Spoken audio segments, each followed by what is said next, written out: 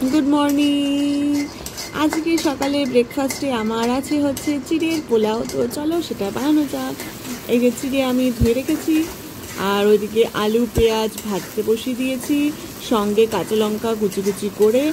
আর তোমার বাদামকে আমি একটু সামান্য ভেজে নিয়েছি, যাতে বাদামটা তোমার পরে আমি ছাড়াতে সুবিধে হয় খোসা।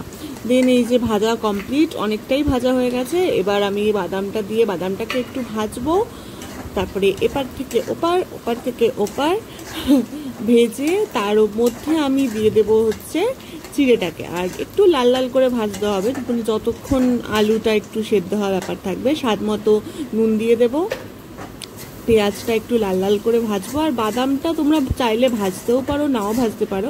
আমি ভেজেছি একটু, তোমরা চাইলে ওকে পরে লাস্টে দিকে তোমরা ব্যবহার করতে পারো। যাই হোক, তো আমরা এখন দিয়ে দিচ্ছি চিড়েটাকে, তারপর এপার ওপার দিয়ে নাড়িয়ে কস্তুরি মেথি দিয়েছি একটু সামান্য টেস্টের জন্য।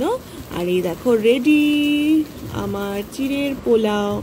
আর লাস্টে একটুখানি চিনি দেওয়ার জন্য, যাতে ঝাল মিষ্টি একটু ব্যালেন্স থাকে। তো এই যে, আর এরকম ঝুরঝুরে আমার এত ভালো লাগে, কি বলবো তোমাদেরকে। তো চলো টাটা, ভিডিওটা ভালো লাগে লাইক করে দিও।